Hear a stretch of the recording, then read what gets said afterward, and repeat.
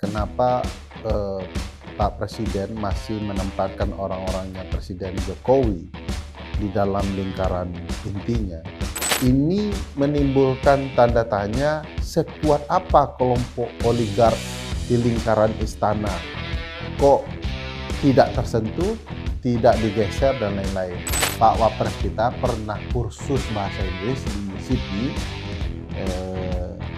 di ITS, dia punya lembaga kursusnya sendiri.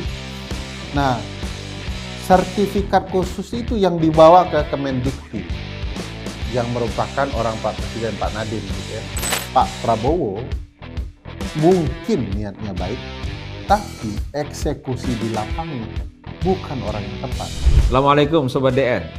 Dua gelombang reshuffle kabinet telah dilakukan oleh Presiden Prabowo menyusul demonstrasi, kerusuhan, dan penjarahan akhir Agustus lalu. Apakah ini respon yang memadai terhadap 17+8 tuntutan rakyat? Sementara tuntutan pemakzulan Wakil Presiden Gibran yang waktu itu sempat diajukan oleh para purnawirawan TNI dan telah bergulir ke DPR, kini tidak lagi terdengar. Apa yang sebenarnya terjadi di balik ini semua? Dan bagaimana mestinya Presiden sebagai kepala negara merespon tuntutan publik ini? Sebelumnya, silakan Sobat DN subscribe channel ini dan nyalakan lonceng notifikasinya. Ikuti juga program informasi penting dan hangat dari redaksi kami di multiplatform media sosial kami di @diskursusnetwork.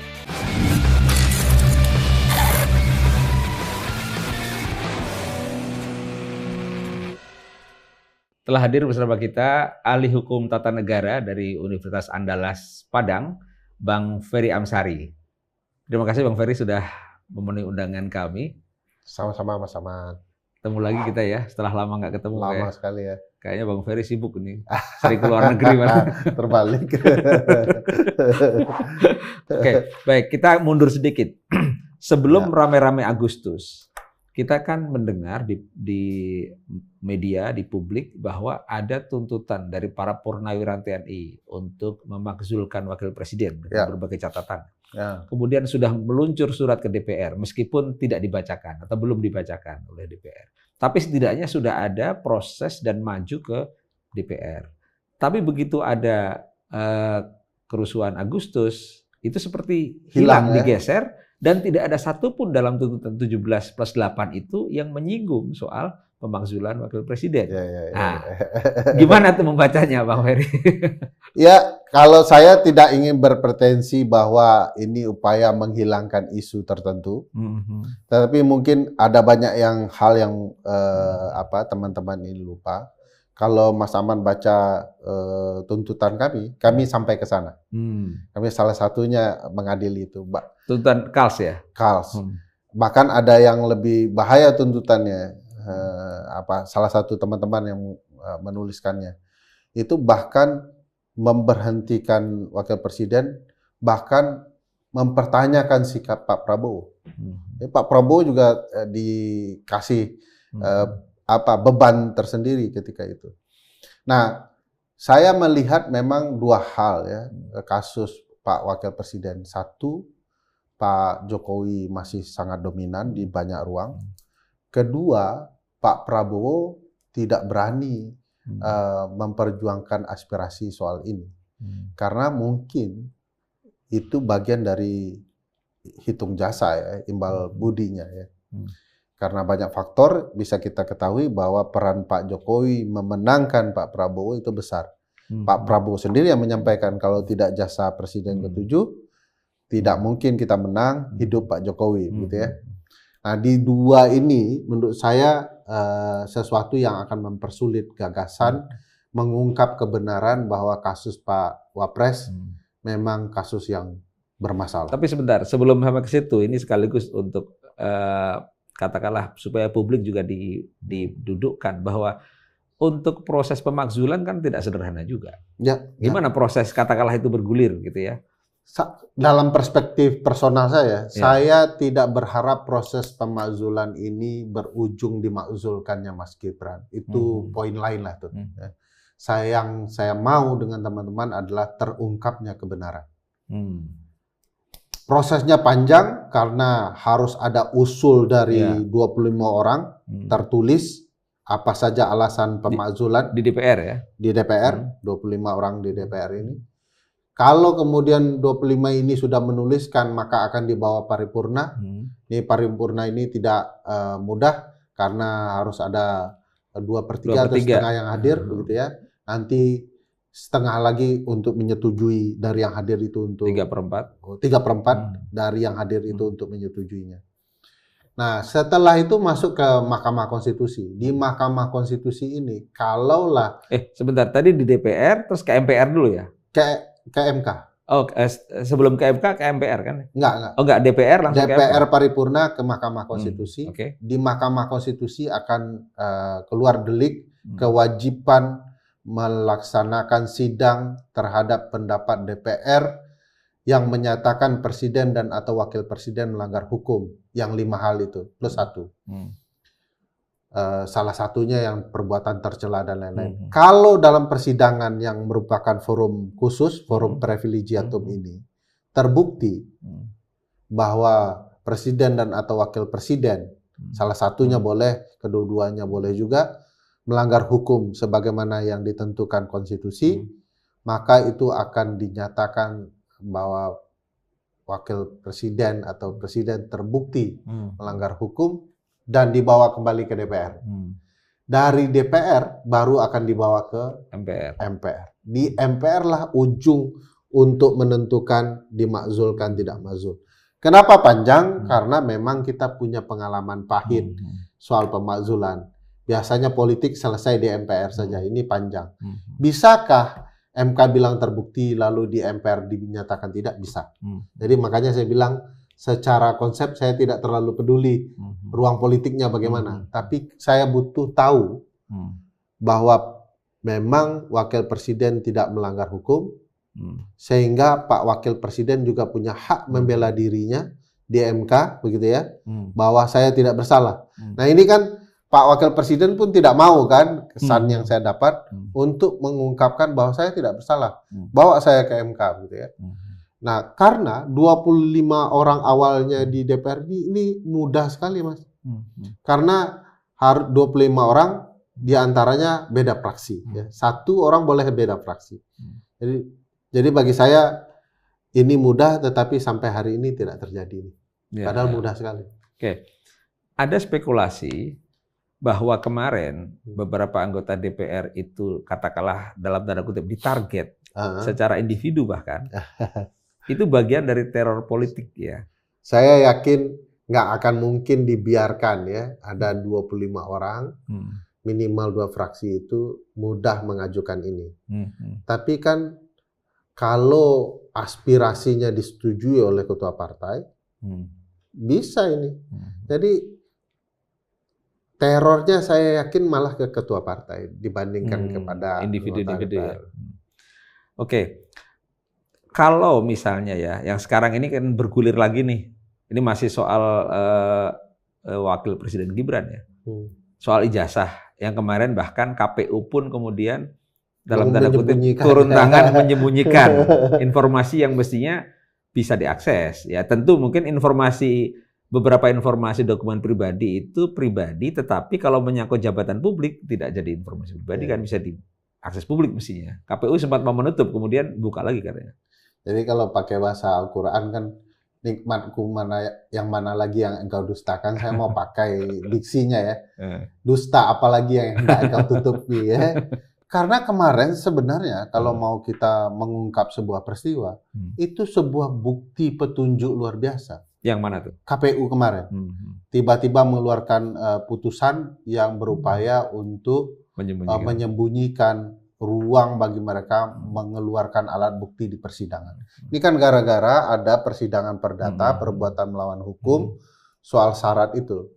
Nah, kalau sudah ada persidangan, maka tentu KPU akan dipanggil, Mas. Perlihatkan kepada kami syarat-syarat itu terpenuhi atau tidak. Kurang lebih pertanyaan hakim akan begitu. Nah, ketika mereka diperintahkan, maka wajib bagi mereka mengeluarkan data itu. Nah, mereka tutupi, kami buat putusan dulu untuk tidak mengeluarkan informasi yang berkaitan dengan itu. Nah, pertanyaan besarnya yang menarik dari bukti yang tersebar kan sederhana. Pak Wapres kita pernah kursus bahasa Inggris di Sydney, di UTS, dia punya lembaga kursusnya sendiri. Nah, sertifikat khusus itu yang dibawa ke Kemendikti, yang merupakan orang Pak Presiden, Pak Nadiem gitu ya, yang keluar menyetarakan sertifikat itu dengan ijazah SMA. Nah, pertanyaan besarnya, sejak kapan sertifikat khusus bahasa Inggris setara dengan SMA yang pelajarannya tidak hanya bahasa Inggris, ada matematika dan lain-lain. Nah, bagi saya ini petunjuk semua yang membuat orang-orang politisi bekerja bahwa ini tidak bisa dibiarkan. Ini harus diungkap. Ini kan semua tenang, seolah-olah ini bukan bagian dari problematika. Oleh karena itu pengadilan besok akan sangat menarik. Termasuk apa yang dilakukan KPU kemarin, menurut saya itu alat bukti petunjuk yang menarik bahwa ini ada upaya untuk menyingkirkan. Pertanyaannya, kalau KPU benar, kenapa buat peraturan ini? Nah, ini kalau kita lihat ya, selain soal proses yang ada di DPR tadi itu, proses perdata seperti ini memungkinkan juga untuk membuktikan kebenaran satu hal ya. Saya tuh berharap di petun di Mahkamah Konstitusi ya, karena itu kayaknya lebih cocok dengan kewenangan mereka. Kalau perdata ini kan sifatnya kan personal. Petun itu artinya yang mungkin diperkarakan nanti soal penyetaraan itu barangkali ya. Penyetaraan di kalau di MK kan persengketaannya sangat luas ini ya, untuk membuktikan kecurangan di mana di sisi manapun. Di Pengadilan Tata Usaha Negara itu soal kebijakan dan tindakan. Jadi apakah kebijakan dan tindakan mereka menyalahi nilai-nilai ya penyelenggaraan negara yang baik, azas-azas umum pemerintahan yang baik, kurang lebih begitu. Nah, harusnya ijazahnya disetarakan, dikoreksi, kan azasnya profesional, ketelitian, hati-hati. Hati-hati nggak KPU gitu kan? Itu akan diperiksa.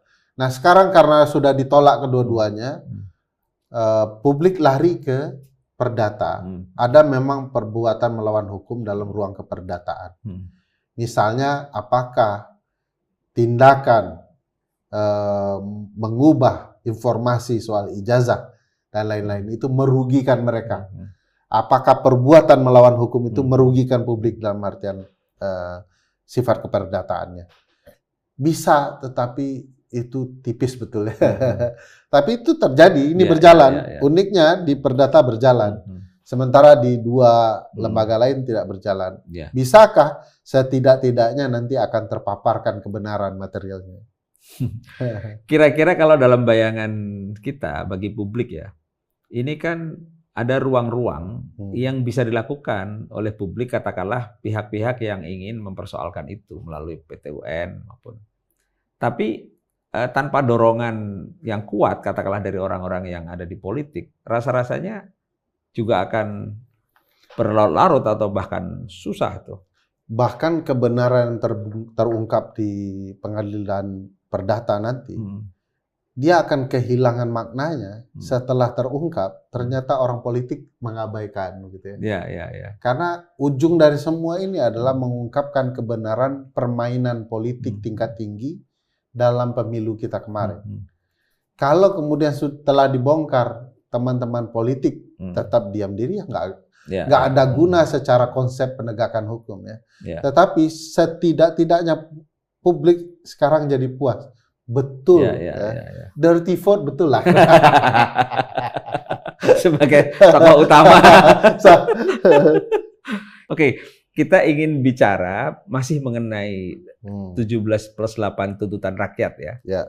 Yang ya akhir Agustus kita diramaikan dengan demonstrasi, kerusuhan, bahkan penjarahan rumah menteri, rumah para anggota DPR. Kemudian bergulir yang baru-baru ini terjadi kan reshuffle kabinet gelombang kedua. Ya sebenarnya reshuffle yang ketiga, karena yang pertama dulu kan Menteri Dikti ya. Ketika katakanlah setelah kerusuhan ada 2 kali reshuffle. Nah, kita lalu melihat apakah reshuffle ini bagian dari memenuhi apa yang disebut sebagai 17+8 Hmm. tuntutan rakyat itu, atau sebenarnya kalau kita lihat wajah-wajah yang tampil, ya kurang lebih lah ya dari partai Hmm. politik, bahkan ada yang menyebut sebagian tetap saja itu ada kaitan dengan oligarki. Kalau Bang Ferry melihatnya seperti apa? Saya melihatnya itu sama sekali bukan bagian dari Oh tuntutan-tuntutan yang gitu, ada di 17+8. keributan kemarin, baik Hmm, yang 17+8 maupun apa hmm, yang hmm, disampaikan oleh banyak pihak hmm, lain. hmm, Seperti saya dengan teman-teman asosiasi kan juga hmm, menyampaikan tuntutan tersendiri. hmm, Kenapa? Karena sepertinya reshuffle kabinet ini atau kocok ulang hmm, ini hmm, betul-betul mengocok apa yang ada di diri presiden saja hmm, ya. hmm, Orang-orang yang juga bagian dari hmm, presiden yang jauh dari target yang diinginkan 17+8 dan hmm, lain-lain hmm, itu. Saya merasa bahwa yang diberhentikan, yang diganti mungkin berkaitan dengan aksi kemarin, hmm. tetapi tidak berkaitan dengan apa yang dituntut. Hmm. Misalnya yang Sebentar, berkaitan dengan aksi, tapi tidak berkaitan dengan dengan apa yang apa yang dituntut. dituntut. Gimana memisahkannya? Nah, misalnya yang diberhentikan kan Kepala Badan Intelijen. Hmm. Mungkin itu bagian dari kegagalan Kepala BIN ya, Hmm. melihat maraknya aksi kemarin. Hmm. Sehingga mungkin dia diganti oleh presiden. Hmm. Kemudian ada figur-figur yang mungkin dikatakan yang harusnya mewaspadai apa yang terjadi. Hmm. Itu juga diganti. Ada kasus bahkan berkaitan dengan yang lain ya. Hmm. Misalnya Menpora dan lain-lain itu kan jauh tuh Jauh, konteksnya. ya. Jadi dia mungkin berkaitan dengan aksi, tetapi itu bukan bagian dalam rencana untuk memenuhi apa yang dikehendaki oleh teman-teman aksi kemarin. Hmm. Bagi saya ya sekali lagi reshuffle kemarin itu banyak kelemahan. Hmm. Satu, dia dilakukan reshuffle karena kepentingan Pak Prabowo. Hmm. Makanya ada figur-figur yang kemudian katakanlah masih berputar-putar di kabinet gitu ya. Ada yang berganti, ada yang sampai hari ini tidak diganti gitu ya. Artinya ini tidak direncanakan juga gitu ya. Sehingga orang yang akan menggantikan menjadi nahkoda sebuah kementerian itu belum direncanakan sama sekali. Tapi sampai 2 gelombang loh. Hmm. Atau justru karena 2 gelombang itu? Karena 2 gelombang itu makin jelas tidak terencana. Karena kalau kita lihat 2 gelombang ini kan berdekatan, Mas. Nah itu nggak wajar itu. Kalau memang ini betul-betul sebuah bangunan reshuffle dengan pemikiran yang baik, cukup kan 1 kali saja, gitu. Karena itu semua sudah dipikirkan. Artinya setelah dikocok ulang pertama, masih kepikiran ini perlu diganti lagi gitu ya. Lalu diumumkan lagi, lalu dilantik lagi. Nah, yang seperti ini malah mengindikasikan Pak Prabowo sepertinya tidak terlalu matang di ruang administrasi tata kelola pemerintahan. Saya merasa memang Pak Prabowo wajar tidak paham konsep ketatanegaraan. Tapi harusnya orang-orang di sekitarnya dengan jeli ya, kemudian memberikan masukan kepada Pak Presiden. Saya dengar Pak Mahfud yang pakar juga di isu itu juga tidak mau masuk kan. Artinya ya tidak yang tertarik. sempat disuarakan kalau Pak Mahfud masuk kira-kira akan jadi jembatan kira-kira gitu ya. Ya dalam banyak hal ya, termasuk juga mungkin apa yang terbaik dalam mengelola bernegara. Tapi sekali lagi ini membaca Pak Prabowo juga banyak hal ya. Tapi yang jelas 17+8 bukan bagian dari apa yang direshufflekan. Termasuk ini bisa disisipkan, misalnya Bang Kodari masuk di situ. Bang Kodari kan pernah mengusulkan dulu 3 periode, Pak Jokowi 3 periode. Kemudian tambah bahaya itu. Ya kan. Terus kemudian pernah mengusulkan Prabowo Jokowi untuk periode ketiga kan. Tapi dia masuk, bahkan sekarang jadi KSP ya. KSP yang sangat sentral saya kira. West Wing-nya presiden. Ya, itu dia. Bang Ferry lihat ini gimana? Apakah makin terlihat tidak terencana atau? Ya, saya malah terlihat makin janggal ya. Kenapa Pak Presiden masih menempatkan orang-orangnya Presiden Jokowi di dalam lingkaran intinya. Padahal harapan publik kan adalah, Pak Presiden, kami masih percaya Anda. Syaratnya Anda singkirkan dulu semua orang Jokowi, kan itu salah satu kelompok ya, yang menyuarakan. Karena bagaimana mungkin Anda bekerja dengan rasa dari presiden yang lama. Anda harus punya rasa Anda sendiri gitu ya. Jadi kita tidak melihat itu dari presiden. Presiden malah terkesan, menurut saya ya, masih menyatukan banyak kalangan. Presiden itu harusnya punya ketegasan. Ini kabinet saya, orang-orang saya, tidak ada rasa presiden yang lama, karena itu tidak boleh ada kesan bahwa dia dikendalikan oleh presiden lama. Ini orang pentingnya presiden lama berada di West Wing-nya istana yang bernama KSP. Itu salah satu yang menarik. Belum lagi kalau kita baca kenapa orang yang menyuarakan Presiden Jokowi 3 periode ada di lingkaran inti Presiden Prabowo. Apakah Pak Prabowo mendukung gagasan itu? Apakah Pak Prabowo mendukung gagasan besok 2029 presidennya Prabowo, wakil presidennya Jokowi? Atau tidak-tidaknya kan Jokowi Junior sudah ada nih sekarang. Jadi bagi kita langkah itu tidak masuk akal, tidak sehat juga, jauh dari apa yang dituntut. Bahkan saya menyebutnya dengan teman-teman di asosiasi kami, tuntutan 17+8 ini tuntutan yang sangat sederhana. Dia sebenarnya tidak menyelesaikan masalah utuh. Tapi yang terlihat di depan mata, gitu ya. Kan biasa publik ya. Reformasi ini tuntut buat tim investigasi untuk Afan. Tetapi bahkan tuntutan sesimpel ini pun tidak mampu dipilah oleh presiden mana yang akan dia eksekusi terlebih dahulu agar publik merasa ini presiden kami loh. Atau justru presiden mengakomodir hal-hal yang dianggap ya katakanlah permukaan gitu ya, dipenuhi untuk satu meredam situasi ya, dan kemudian tentu bermanuver politik, bukan benar-benar menyelesaikan pangkal persoalan. Ya, saya yakin itu terjadi. Misalnya presiden mengatakan akan melakukan investigasi, membuat tim khusus keributan kemarin. Ya. Faktanya saya baru dengar nih. Menteri tertentu menyampaikan tidak jadi. Padahal waktu bertemu teman-teman kebangsaan kemarin, aliansi Gerakan Nurani Bangsa, Gerakan Nurani Bangsa, Pak Lukman dan teman-teman para senior itu mengatakan ini akan jadi. Faktanya hari ini dinyatakan tidak terjadi, tidak akan dilakukan.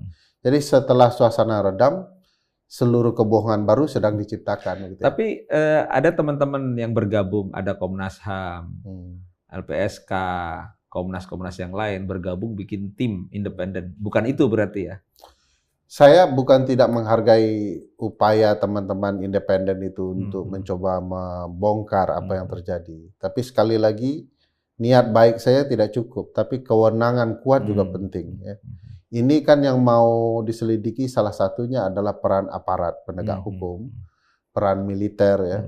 Teman-teman itu hanya punya di ruang rekomendasi. Nah ini menurut saya oke, silakan jalankan, tetapi kekuatan yang lebih serius harusnya diciptakan oleh presiden. Saya punya niat baik, publik boleh saksikan, saya buat tim ini, saya berikan mereka kewenangan untuk mengoreksi bawahan saya sendiri. Saya yang akan menghukum dan menata ulang kembali. Itu baru presiden yang memahami konteks persoalan. Bagi saya ini belum memahami konteks persoalan sesungguhnya. Oke, kembali ke soal tadi bahwa presiden ternyata memang belum secara jelas memisahkan garis tegas dengan presiden pendahulunya yang sebelumnya. Jadi artinya orang-orang kunci Pak Jokowi masih di seputar istana dan seterusnya.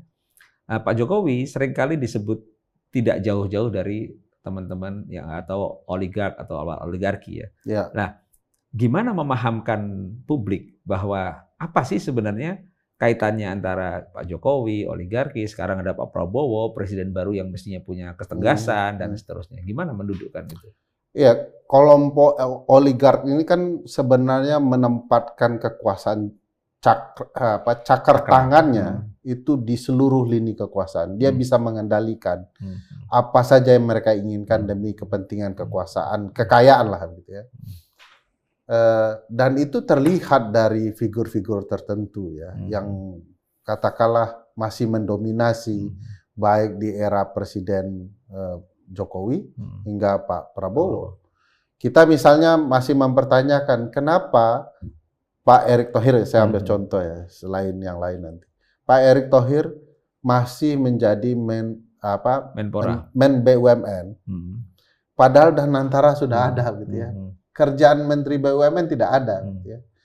Nah, uniknya orang akan menyangka bahwa ini adalah akhir dari Pak Erick Thohir. Gitu, selesai gitu. Nah, ternyata begitu reshuffle malah dapat jabatan baru Menpora gitu ya, yang agak sinkron dengan Ketua PSSI ini ya. Nah, sementara kita merasa Pak Eto adalah part of-nya presiden lama begitu ya. Nah, ini menimbulkan tanda tanya sekuat apa kelompok oligark di lingkaran istana. Kok tidak tersentuh, tidak digeser dan lain-lain. Kalau dilihat yang bergeser kemarin kan adalah orang-orang yang bukan dia mungkin bagian dari simpul kekuasaan, tapi bukan oligark inti begitu ya. Nah, kita bisa lihat itu mudah tersingkirkan. Tapi yang kemudian punya kekuatan modal, kekuasaan, jejaring kuat, itu malah tidak disentuh oleh Presiden Jokowi. Nah, ini pertanyaan publik barangkali ya. Sebenarnya bagaimana sih mestinya negara bersikap terhadap oligark? Kita, negara kan tidak melarang orang punya kekayaan ya, punya dominasi ekonomi. Yang tidak boleh itu adalah memiskinkan orang. Nah, negara sebenarnya bisa mengatur banyak hal. Misalnya, kalaupun mereka kaya, pajaknya sesuai dengan kekayaan. Negara kita belum pernah membuat kebijakan yang mampu membuat para pemilik kekuasaan modal itu membayar pajak sebagaimana mestinya. Malah terjadi pengampunan-pengampunan pajak yang tidak berguna ya, tidak maksimal, hanya untuk mencari uang sebenarnya, bukan menyelesaikan masalah. Kita berharap misalnya ada peran oligark dengan cabang-cabang bisnisnya dalam mensejahterakan rakyat, ada CSR. Tapi CSR itu kan malah dimanfaatkan oleh anggota DPR dan segala macam. Jadi kebijakannya sudah ada, cuman penyimpangannya itu dibiarkan. Jadi negara dalam hal ini presiden menurut saya, karena negara kita sistemnya presidensial diwakilkan dengan kekuasaan presiden, mengatur ini semua. Nah, sayangnya kita pernah mendengar Pak Presiden ketika berkampanye kemarin bertemu dengan kelompok oligark yang beberapa orang itu mengatakan, saya baru sadar untuk jadi presiden harus bertemu orang-orang ini. Nah, salah satunya kan abang dari Menpora yang baru ya. Jadi ketemu orang ini, saya kalau tahu dari dulu saya akan bertemu. Jadi karena mau mencontoh Pak Jokowi kan, dari titik itu kita tahu bahwa sulit kemudian menata jejaring oligarki ini untuk tunduk pada negara. Jangan-jangan oligarki lah yang membuat negara sedang tunduk, termasuk penyelenggara-penyelenggara kekuasaan negara. Kalau boleh diberi contoh konkret ya, bagaimana negara menunjukkan bahwa negara mampu menahan, katakanlah laju pengaruh oligarki yang begitu besar. Apa contoh-contoh konkret yang bisa ditunjukkan ke publik ya? Dulu kalau Mas Aman ingat, Amerika, terutama New York, negara bagian New York, sekacau kita lah gitu ya. Tahun 70-an ya, Al Capone dan lain-lain itu, dengan jejaring oligarki hitamnya ya. Mafia-mafia itu. Negara tahu ada kelemahan mereka. Karena seluruh informasi ada di negara. Waktu itu Al Capone diserang dengan pajak. Sehingga kemudian dia harus ditangkap. Ya. Pajak adalah kekuatan penting untuk menjelaskan orang ini punya masalah di dalam melaksanakan kegiatan ekonomi bisnisnya. Jadi negara bisa melakukan dengan berbagai kebijakan. Peta kecurangan kelompok oligark ini ada kok di negara. Kemarin sudah hampir berhasil.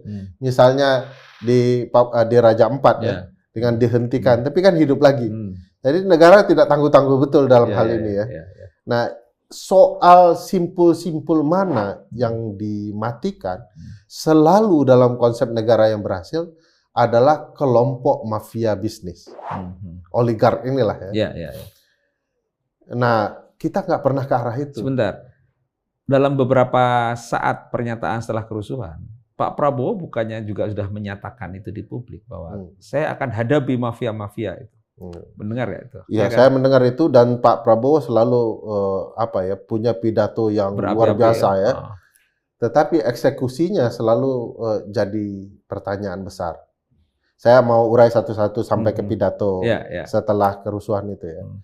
Misalnya pidato mau mengejar para koruptor ke Antartika dan padang pasir. Itu pernyataan kan sangat tendensius ya. Tapi begitu di ruang eksekusi, kita nggak melihat ada kebijakan presiden soal itu yang maksimal. Ternyata koruptornya ada di kabinet malah ya. Jadi dari Antartika ke Antarkita katanya. Nah, itu jadi pertanyaan besar. Kenapa presiden selalu menggunakan diksi-diksi berlebihan kalau praktek empirisnya tidak terjadi?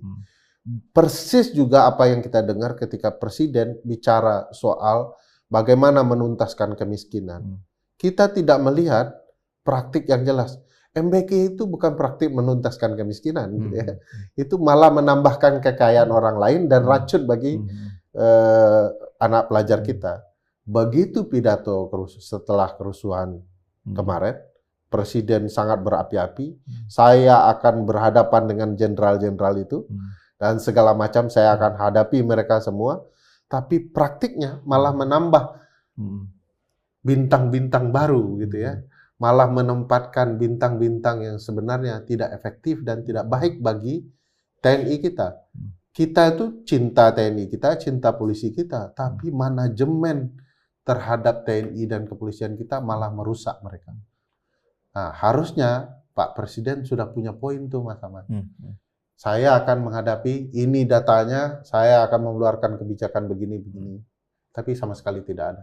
Soal pajak, soal perampasan aset. Perampasan aset kan mau dipaksakan. Kalau Mas Aman baca undang-undang perampasan aset yang sedang dipaksakan Presiden ke DPR, itu soal konsep perampasan asetnya janggal bagi saya. Kalau yang disebutkan di situ sebagai janggal apa? Ya, karena aset yang mau dirampas itu adalah aset hasil kejahatan. Padahal perampasan aset bukan hanya hasil kejahatan, tapi pertanggungjawaban aset. Ente dapat aset ini dari mana? Kalau tidak bisa menjelaskan, ditarik oleh negara. Nah, kalau konsepnya dimaknai begitu, apa bedanya dengan undang-undang pencucian uang? Nah, padahal ini serangkai ini di dalam United Nations Convention Against Corruption kan ada KPK-nya, ada undang-undang Tipikor-nya, ada undang-undang pencucian uang, ada undang-undang perampasan aset. Nah, kalau ini tidak ada salah satu, nggak jalan. Kalau ini salah isinya, nggak jalan. Ini sudah salah isinya, KPK-nya juga nggak jalan. Jadi ini problematika yang memang harus dijelaskan Pak Presiden dengan terang benerang. Oke, kalau gitu, apa kira-kira contoh sederhana kebijakan-kebijakan yang mana yang kira-kira pro oligark dan mana yang sebenarnya against oligark? Saya mau, ini pertanyaan menarik ya, soal sederhana ini. Sekali lagi ini untuk teman-teman Gen Z. Kalau mau sederhana, misalnya Presiden cabut revisi Undang-Undang 19. Balikkan KPK ke nyawa aslinya, gitu ya. Kedua, jangan lupa Pak Jokowi sebelum selesai menghilangkan Komisi Aparatur Sipil Negara agar seluruh kecurangan bisa dikendalikan melalui aparatur sipil negara. Ini kembalikan nih, Komisi Aparatur Sipil Negara, KASN ya. KASN. Dua bentuk undang-undang perampasan aset yang benar. Ketiga, kembalikan TNI dan kepolisian ke fungsi sesungguhnya. Reformasi totalnya dijalankan. Bagi saya TNI itu kan mengorbankan dirinya untuk masyarakat pertahanan kita. Gajinya saja berapa? Kemarin Pak Dudung baru ngambil uang dana mereka sehingga ada perumahan mereka. Kembalikan uang-uang mereka. Ternyata itu tidak dilakukan. Kok bisa tentara kita cuma dapat gaji per bulan 500-an ribu? Ini kok bisa negara membiarkan begitu? Teman-teman polisian ditata ulang. Gagasan paling penting adalah timbulnya polisi lokal, polisi daerah, dan polisi nasional. Agar ini saling kontrol nih. Polisi nasional akan mengendalikan polisi daerah. Kalau polisi nasional main macam-macam di polisi daerah, mereka bisa menangkapnya. Jadi mereka ditata sedemikian rupa agar tata kelola keamanan sipil kita betul-betul dikawal oleh sipil. Itu seperti di Amerika ada polisi federal, mirip polisi federal, ada polisi negara bagian gitu ya. Karena gagasan itu tidak gagasan federalistik sebenarnya. Itu gagasan keamanan untuk menghilangkan struktur kekuasaan. Sebentar. Kemarin kalau tidak salah, Presiden juga melantik salah satu pejabat baru, penasihat khusus Presiden, bidang Kamtibnas dan reformasi kepolisian. Ini bukankah itu bagian dari memenuhi tuntutan itu, sebagian setidaknya? Kalau tugasnya hanya menasehati, bukan eksekuting, saya rasa ini akan jalan di tempat.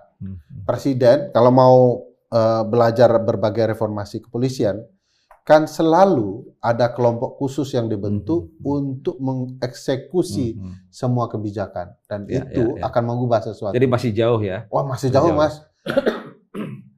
Masa Presiden butuh penasihat juga? Emang Presiden nggak kekurangan penasihat. Kita geser sedikit ke soal yang agak lain tapi masih hangat sebenarnya. Ketika pasukan TNI mengambil posisi mengamankan gedung-gedung kejaksaan di Jakarta dan di berbagai daerah. Ini secara ketatanegaraan sebenarnya bagaimana melihat ini? Berantakan. Jadi tugas keamanan dan pertahanan kita itu cuma satu, tugas tunggal. Pasal 30 Undang-Undang Dasar 1945. Polisi di bidang keamanan, militer di pertahanan. Kalau militer mengamani lingkungan kejaksaan, itu artinya militer tidak menjalankan tugas konstitusional. Kita berantakan ngelola negara, kurang lebih begitu. Ini kan seperti, lalu orang secara spekulatif kan membaca bahwa ini seperti akan ada perang besar dalam tanda kutip ya, antara pihak-pihak yang satu didukung oleh kekuatan pertahanan, yang satu didukung kekuatan keamanan gitu ya. Dan penegakan hukum jadi ada di tengah-tengah kira-kira gitu. Nah, walaupun dengan alasan spekulatif seperti itu, tetap tidak bisa dikatakan, dibenarkan ya secara tata negara. Secara konsep sudah terjadi perang sunyi ini. Perang dingin ini ya. Antara berbagai institusi negara. Kenapa kemudian kejaksaan hendak diamankan oleh tentara? Apakah polisi punya niat jahat terhadap kejaksaan kita? Kedua, apa pekerjaan kejaksaan sehingga mau diambil oleh kepolisian?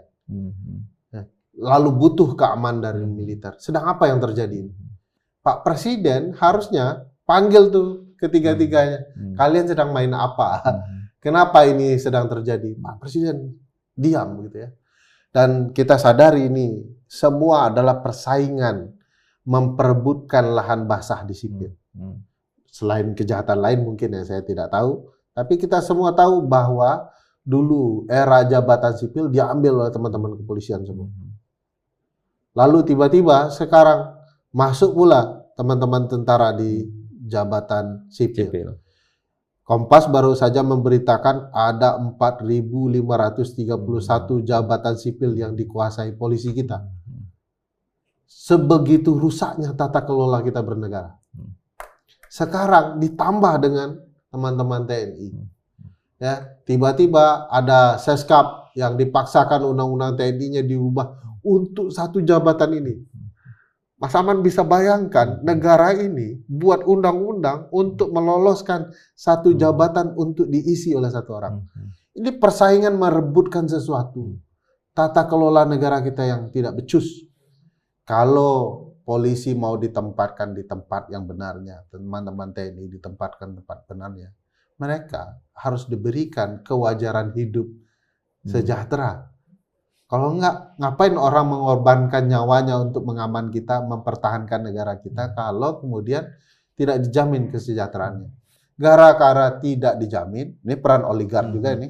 Kenapa oligark tidak mau mereka dijamin? Ya karena mereka bisa dikendalikan dengan kekuatan uang dan kesejahteraan yang mereka berikan. Apakah tidak bisa dibaca dengan begini? Ini sebenarnya niat baik niat presiden untuk membersihkan soal korupsi, soal yang kemungkinan ada backing, ada backup yang begitu besar sehingga perlu kejaksaan yang sedang mengusut kasus korupsi perlu di-backup secara konkret dengan kekuatan fisik. Saya tanya pertanyaan Mas Aman. Kalau Mas Aman jadi presiden, mau memperbaiki semua sistem ini termasuk 3 institusi ini, apakah Mas Aman membiarkan jaksa agungnya masih lama, polisinya masih lama, panglimanya masih lama? Itu jawaban dari pertanyaan itu. Jadi bagi saya, kalau presiden memang punya niat mereformasi, itu sudah dia ganti dengan figur-figur di 3 institusi itu yang betul-betul oleh publik nggak mungkin tidak terjadi perubahan. Nepal itu kejadian yang menarik ya. Tiba-tiba Perdana Menteri baru ad interimnya dipilih, itu adalah orang paling revolusioner di Republik itu.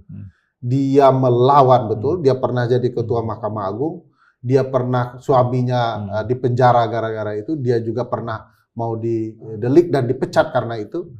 Jadi kita tinggal cari nih, apakah Novel Baswedan, Bambang Wijayanto, yang kemudian orang bilang, ini serius. Pilihan serius. Oke, sekarang ini kan sedang bergulir juga kan, calon-calon Kapolri gitu ya, beredar di publik nih. Nah, apa itu tidak cukup menjadi clue bahwa presiden setelah kemarin melantik penasehat, walaupun kata Bang Ferry, presiden tidak perlu penasehat, hanya untuk melakukan reformasi kepolisian. Nah, sekarang dengan beredarnya calon Kapolri yang menguat sekarang ini, itu apa tidak bisa dijadikan petunjuk bahwa itu clue menuju katakanlah dimulainya langkah mereformasi kepolisian? Dari 2 nama yang tersebar, tidak satu pun yang menjelaskan bahwa ini akan merombak luar biasa institusi kepolisian. Kita tahu presiden bisa dan mampu. Tinggal kemudian presiden menunjuk nama yang membahagiakan kita semua. Kalau 2 nama cerita Kapolri baru, kita semua sudah tahu ini cuma transaksi politik. Siapa yang paling kuat dan akan menentukan kepolisian di masa depan. Ini pertarungan orang-orang siapa saja. Saya tidak ingin mengatakan 2 ini tidak ada harapan, tapi harus lebih dari itu. Jadi ini bukan jawaban atas tuntutan reformasi kepolisian. Kan lucunya pihak istana mengatakan akan ada upaya revisi undang-undang kepolisian. Itu mah bukan konsep reformasi perbaikan kepolisian. Sejak kapan perbaikan kepolisian ditentukan oleh revisi undang-undang kepolisian? Problematikanya bukan di sana. Saya mau ngutip Taverne ya, salah satu pakar di Jerman yang mengatakan, berikan saya undang-undang paling buruk sekalipun, tapi beri saya jaksa yang baik, polisi yang baik, hakim yang baik. Saya benahi hukum. Masalahnya di orang, bukan di undang-undang. Undang-undang dimanipulasi. Uang undang-undang saja sudah bisa diubah melalui paman dan segala macam, kok masih kita berharap revisi undang-undang. Orangnya, pamannya yang kemudian kita... Jadi sebagai orang tata negara, Bang Ferry justru lebih percaya pada eksekusinya, bukan pada regulasinya. Kita tuh sebagai negara civil law, buat undang-undang itu jago. Tapi undang-undang itu kan bisa dimanipulasi sedemikian rupa. Ya, banyak contohnya. Bukan tidak percaya regulasi, tapi orang yang membuat regulasinya dibenahi dulu. Agar orang yang menegakkan regulasinya dibenahi dulu. Kalau tidak, regulasi akan jadi teks hambar tanpa ada perasaan. Bagaimana mau menegakkan hukum tanpa perasaan? Gitu. Nah, ini menyangkut pihak yang membuat regulasi nih, anggota DPR. Setelah kemarin kerusuhan, penjarahan, setelah sebelumnya demonstrasi itu, kemudian kita tahu ada istilah yang dimunculkan tuh, menonaktifkan anggota DPR. Sebenarnya kedudukan diksi menonaktifkan DPR, anggota DPR itu kan nggak dikenal ya. Yang dikenal kan recall atau PAW ya, pergantian antar waktu. Gitu. Tapi kalau menonaktifkan itu sebenarnya kan dia tidak kehilangan apapun kecuali mungkin status sementara ya, tidak aktif. Yang dikenal itu pergantian sementara, pergantian antar waktu, pemberhentian antar waktu, dan pemberhentian sementara. Istilah nonaktif hanya dikenal untuk anggota DPR yang hendak diadili secara etik dan dia adalah anggota Mahkamah Kehormatan Dewan. Sehingga dia nonaktifkan. Ya. Nah, istilah nonaktif tidak dikenal di konsep kemarin itu untuk menerima atau menampung aspirasi publik terhadap anggota Dewan yang bermasalah. Nah, kalau nonaktif maknanya sepanjang pengetahuan saya yang pendek, kalau ada nonaktif berarti bisa diaktifkan kembali gitu ya. Nah, istilah itu secara politis oke lah ya untuk meredam suasana. Tetapi yang diinginkan publik jauh dari itu. Publik ingin orang ini mendapat pembelajaran. Masalahnya beberapa figur orang-orang ini kan adalah figur penting di tubuh partai. Nah, oleh karena itu pilihan partai adalah mendengarkan aspirasi publik atau mau mengakali publik. Nah, dari kemarin hingga sekarang kita tahu bahwa ini akal-akalan saja. Saya tidak merasa ada niatan ya untuk memberikan pembelajaran kepada anggota partai politik. Kalau Anda melukai perasaan publik, Anda harus diberhentikan. Sehingga Anda belajar ke depan kalau mau jadi anggota partai politik, Anda betul-betul berhati-hati dengan pilihan diksi Anda yang akan melukai perasaan orang banyak, pemilih Anda kurang lebih. Nah, ini berarti kalau secara teknis penonaktifan ini tidak bisa ditindaklanjuti apapun di nggak di ada DPR, apapun yang berubah. Gaji, tunjangan, fasilitas, hak semua akan tetap. Jadi tidak mungkin diksi ini akan mempengaruhi kebijakan apapun terkait personal anggota dewan.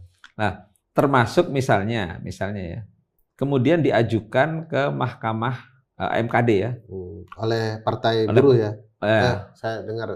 Misalnya oleh publik atau misalnya ya itu apa nggak bisa itu kan udah ada bukti bahwa oleh partainya dia dinonaktifkan, ada tuntutan dari masyarakat. Bukankah itu bisa masuk ke sidang MKD? Mahkamah Kehormatan Dewan ya? Ya, konsep Mahkamah Kehormatan Dewan itu kan jeruk makan jeruk ya Mas. Ya, kalau kemudian anggota partai tertentu itu bagian dari koalisi dan MKD-nya diisi oleh maksimal orang-orang dari koalisi partai tertentu, kita bisa bayangkan bahwa proses etik itu tidak akan memberikan dampak apapun. Dan gimmicknya terlalu banyak di MKD itu, pakai jubah hakim lah, yang sebenarnya tidak boleh itu konsepnya. Lalu kemudian kita tahu yang tampil di permukaan dengan kebijakan di balik layar tidak akan sangat berbeda. Karena itu forum politik juga bagi mereka. Sanksi terberat di MKD itu apa sampai pemberhentian? Harusnya bisa diberhentikan. Ya, walaupun kekuasaannya ada di ketua partai ya. Oke, kita geser lagi ke soal tuntutan-tuntutan yang sebenarnya ini substansial, tapi mungkin kurang tidak disentuh ya. Misalnya soal pemberantasan korupsi ya. Kan ada salah satu tuntutan itu pengesahan undang-undang perampasan aset ya. Menjadi bagian dari paket tadi seharusnya. Nah, kalau Bang Ferry melihat ya dari sejak pertama presiden dipelantikan, kemudian menyatakan akan mengejar koruptor sampai ke Antartika, terus kemudian lihat eksekusinya, ada sih beberapa bahkan sudah mulai ada anggota kabinet yang OTT gitu ya. Tapi kalau melihat intensitas OTT yang sekarang ini terjadi atau kita lihat itu memang OTT itu tidak menunjukkan bahwa kinerja KPK lalu tinggi, tidak. Bahkan kecenderungannya kan sekarang digeser, OTT-nya berkurang karena fokus pada pencegahan. Kalau Bang Ferry melihat di lapangan seperti apa sih pencegahan korupsi itu yang dilakukan? Jadi korupsi ini kan extraordinary crime ya, kejahatan luar biasa. Maling ayam nggak ada tuh konsep pencegahannya. Ya. Walaupun di seluruh ruang tindak pidana, konsep pencegahan itu harusnya bagus berjalan, agar ke depan tidak terulang. Tapi sejak kapan konsep pencegahan maling ayam lebih dikedepankan dibandingkan ditangkapnya maling ayam? Dalam berbagai kejahatan juga begitu. Pertanyaan besarnya yang timbul adalah, kenapa hanya soal korupsi saja pejabat bilang kuatkan di pencegahan? Kedua ini saling terhubung. Pencegahan terbaik itu adalah penindakan. Penindakan terbaik adalah pencegahan. Sebab pencegahan, kalau tidak berlangsung penindakan, tidak ada orang yang akan takut melakukan. Kalau tidak ada penindakan, bagaimana orang melakukan pencegahan? Jadi kedua-duanya terhubung. Di dalam angket begitu, di dalam konsep tindak pidana juga begitu. Yang kemudian dicetuskan dalam gagasan para bangsa-bangsa dalam angket itu. Sorry. Jadi menurut saya aneh kalau gagasannya melihat ke pencegahan. Walaupun saya paham azasnya. Azasnya begini. Do not fight corruption by fighting corruption. Jangan Anda memberantas korupsi dengan memberantas korupsi. Karena cara memberantas korupsi bukanlah penindakan. Penindakan itu menghentikan pelaku yang sudah melakukan korupsi. Caranya memastikan proses tatanan lembaga berjalan dengan baik, siapa pelakunya dikejar, follow the money, itu istilah teman-teman KPK, dan itu tidak terjadi. Kalau di luar sudah canggih betul orang. Australia baru belajar dari Indonesia, Mas. 2023 dia buat KPK. Tapi mereka sudah ke langkah yang canggih-canggih mengungkap perkara. Kita, judi online dengan berbagai pembuat kebijakan masih tidak disebut sebagai tindak pidana korupsi. Padahal itu korupsi yang luar biasa. Jadi kita udah terlambat, tapi mau diperlemah lagi KPK-nya. Saya ingin menyebut dulu Pak Prabowo sebelum jadi presiden, atau dalam beberapa kali kesempatan, beliau kan mencalonkan diri jadi presiden atau wakil presiden berulang-ulang ya. Hobi beliau. Kan salah satu yang sering diungkap Pak Prabowo itu, saya akan mencukupi gaji para aparatur negara. Ya.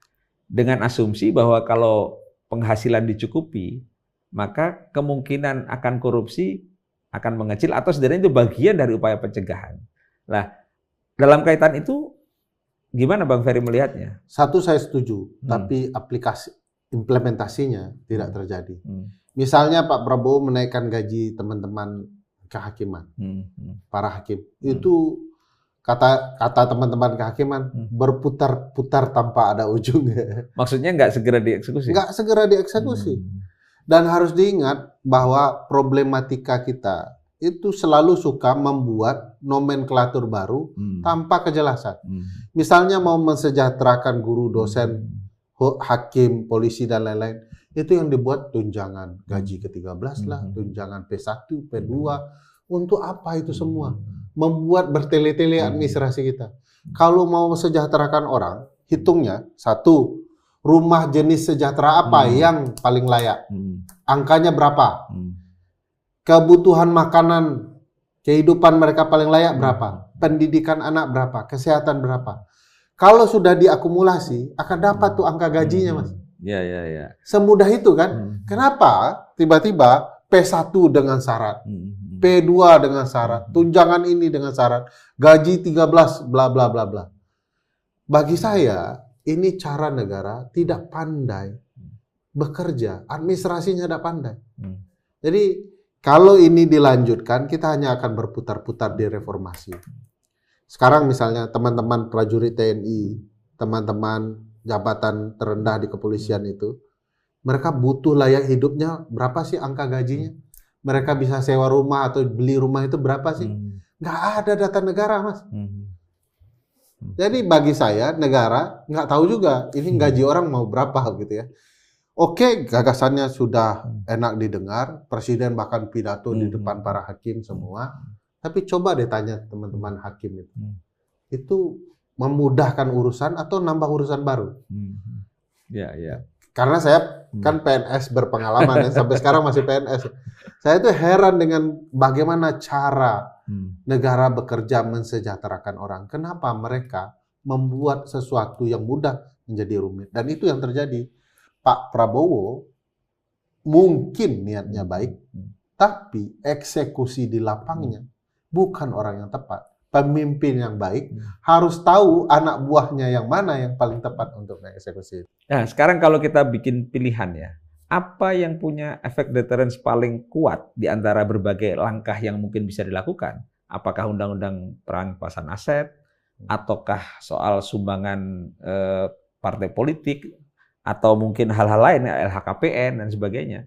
Kalau katakanlah di negara-negara lain ya, yang sudah katakanlah sukses melakukan pencegahan dan pemberantasan korupsi, kalau tadi disebutkan antara pencegahan dan pemberantasan itu sebenarnya saling terhubung. Gitu. Ya. Saya pisah-pisah ya, Mas. Perbaikan sistem politik harus melalui perbaikan partai politik dan sistem kepemiluan. Ini tidak pernah fair. Ya. Kami di penelitian kami mau menyatakan ada beberapa hal yang perlu dibenahi, tapi kami sederhanakan. Satu, batasi masa jabatan ketua partai. Kalau enggak, partai kita menjadi perusahaan keluarga itu. Karena diwariskan terus. Ya. Kedua, kandidasinya harus demokratis. Jadi sehingga sistem pemilu mau terbuka tertutup terserah sepanjang internal partai demokratis. Kedua, perjelas relasi negara dengan partai. Kalau enggak, partai akan lebih dominan kepada negara. Ini ada 5 ya, saya bisa cerita panjang soal itu. Sistem partai pemilu akan mengikuti itu. Kedua, di penegakan hukum. Di penegakan hukum, bagi saya, seluruh aparat itu wajib hidup sejahtera. Konsep reformasi Polri dan TNI harus terjadi.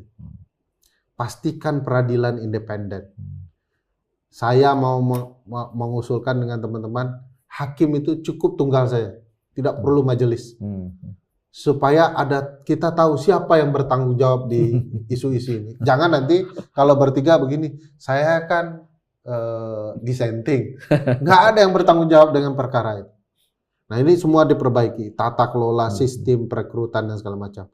Sistem perekrutan kita, Mas, menghasilkan orang-orang bodoh baru menjadi hakim. Padahal banyak anak-anak pintar.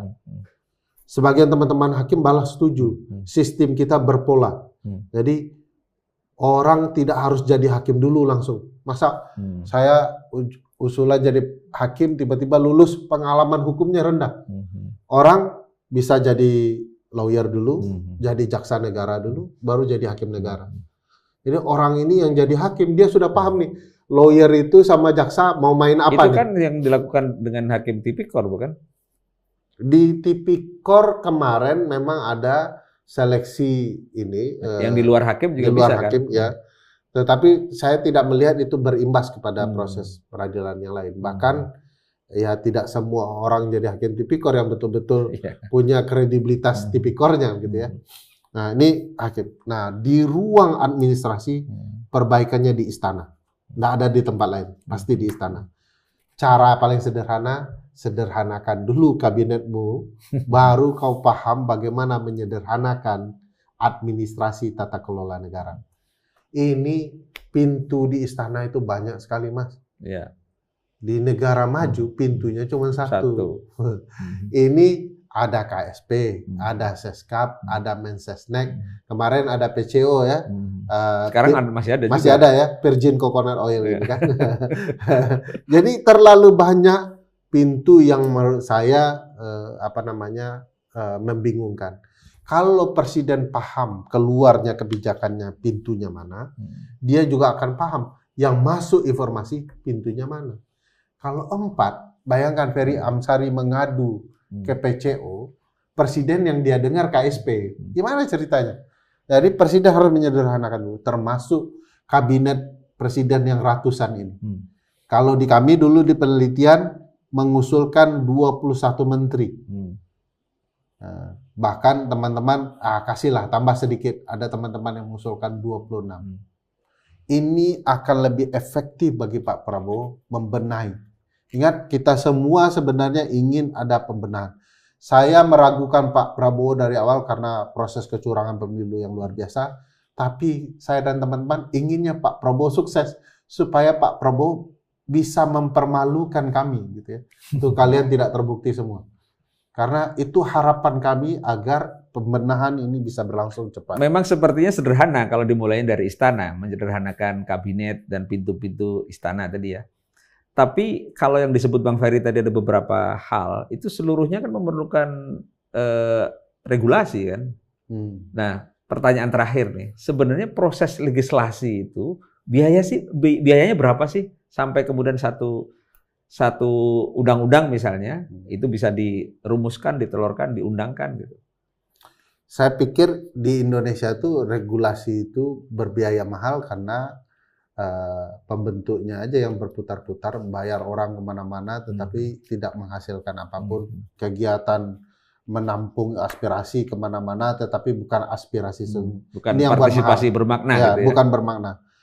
Ini yang membuatnya mahal ya, dan tidak menghasilkan. Bahkan data kita ya, rata-rata per tahun itu tidak sampai 10% dari prolegnas dipenuhi. Tapi uang keluar dari sana banyak.